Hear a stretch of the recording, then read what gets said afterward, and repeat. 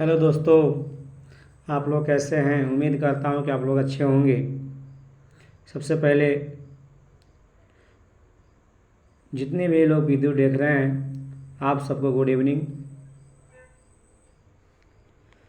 मैं आप सबको सामने में कुछ नहीं, बस थोड़ा मैं सोचा कि क्यों ना मैं थोड़ा ग्रामर की बात कर लिया जाए, क्योंकि ग्रामर से ही हमारा श्रेष्ठ जीवन का एक उद्धार होता है, यानी अच्छे विचार उत्पन्न होता है, जिससे हम लोग समाज में एक अच्छे काम करने लायक हो जाते हैं और समाज में बैठने योग्य भी हो जाते हैं। चलिए सबसे पहले हम जानेंगे कि व्हाट इज ग्रामर। ग्रामर है क्या, यानी इसका अगर हिंदी अगर हम वर्णन करते हैं इस सेंटेंस को, इसको ट्रांसलेट करते हैं कि व्हाट इज ग्रामर्स, तो होता है कि व्याकरण क्या है। चलिए इसको हम इंग्लिश में डिफिनेशन देते हैं, डिफाइन करते हैं। By which we know about, by which we know about reading, writing, speaking, thinking and understanding is called grammar. अगर आप नहीं समझ पाए तो फिर से मैं इसको रिप्लाई देता हूँ। By which we know about reading, writing, speaking, thinking and understanding is called grammar. यानी अर्थात क्या हुआ, हम सब जानते हैं क्या, शुद्ध शुद्ध बोलना, शुद्ध शुद्ध लिखना, शुद्ध शुद्ध पढ़ना और समझना ही क्या कहलाता है, व्याकरण कहलाता है। अगर ये चीज़ पॉइंटेज आप अगर हम सब के अंदर आ जाते हैं तो वह एक सामाजिक व्यक्ति बन जाता है। क्या बन जाता है? सामाजिक व्यक्ति बन जाता है। वह किसी के बारे में बुरा नहीं सोचेगा, बल्कि अच्छे सजेशन देगा, सलाह देगा। चलिए यहाँ तक समझ में आ गई। अब हम समझते हैं who is fathers of grammar. Who is fathers of grammar, तो इसका आंसर होगा Lindley Murray is fathers of grammar. Lindley Murray is fathers of grammar. Lindley Murray grammar के पिता हैं। यहाँ तक समझ में आ गई। अब नेक्स्ट क्वेश्चन आती है, how many types of grammar, यानी ग्रामर को कितने भागों में बांटा गया है। हाँ, ग्रामर को मॉडर्न के हिसाब से बहुत अलग अलग हैं, लेकिन सामाजिकता के आधार पे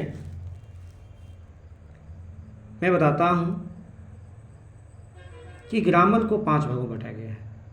how many types of grammar, इसका आंसर होगा there are 5 types of grammar. There are 5 types of grammar, यानी ग्रामर 5 प्रकार के होते हैं। पहला ऑर्थोग्राफी, जिसे हम वर्ण विचार कहते हैं। क्या कहते हैं? वर्ण विचार। क्योंकि हम वर्ण सबसे पहले अगर हम जन्म लेते हैं, जन्म के उपरांत हमें एक वर्ण सिखाया जाता है। उस वर्ण के प्रति धीरे धीरे हम एक शब्द बनाना जानते हैं। तो दूसरा आपने समझ गया होगा कि दूसरे भाग का नाम है इटमोलॉजी। क्या नाम है?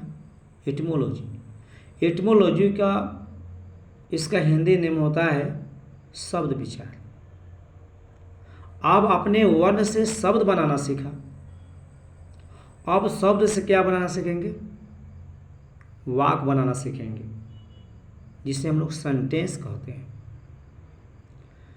यानी पहला आपने समझा ऑर्थोग्राफी, दूसरा एटिमोलॉजी, तीसरा होता है सिंटेक्स।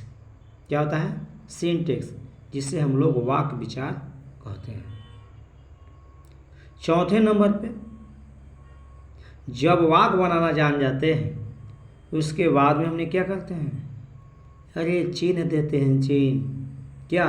फुल स्टॉप चिन्ह, विराम चिन्ह, फुल स्टॉप देते हैं ना। आप समझ गए होंगे कि चिन्ह विचार की बात कर रहे हैं सर। यस, बट अगर मैंने बताया ऑर्थोग्राफी, इटमोलॉजी, सिंटेक्स, लेकिन चौथा नंबर पे क्या नाम है मालूम है? पंचुएशन नाम है। क्या नाम है? पंचुएशन। पंचुएशन के मतलब होता है चिन्ह विचार। बट नेक्स्ट एक बच गया, उसे हम लोग कहते हैं प्रोसोडी। प्रोसोडी के मतलब होता है छंद विचार। ये क्या है छंद विचार? अरे हाँ, छंद विचार आप जानते हैं, आपके घर में भी बतलाया जाता है। धर्म और अधर्म जानते हैं? यानी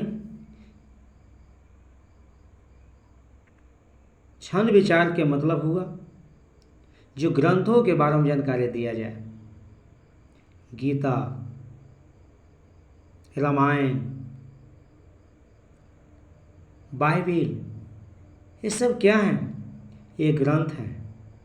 इसके बारे में जो ग्रंथ, इस जानकारी हमें मिलता है ना, वह क्या कहलाता है? प्रोसोडी कहलाता है। चलिए, मैं छोटा छोटा वीडियो लेकर आऊँगा।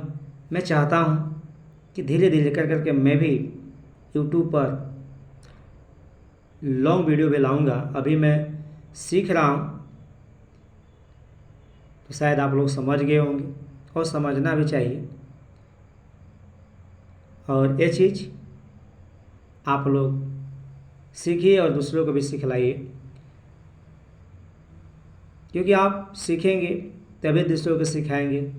जब दूसरों को सिखाएंगे तो और आपका जो थिंकिंग पावर मजबूत होगा, है ना। चलिए ठीक है, जय हिंद, जय भारत।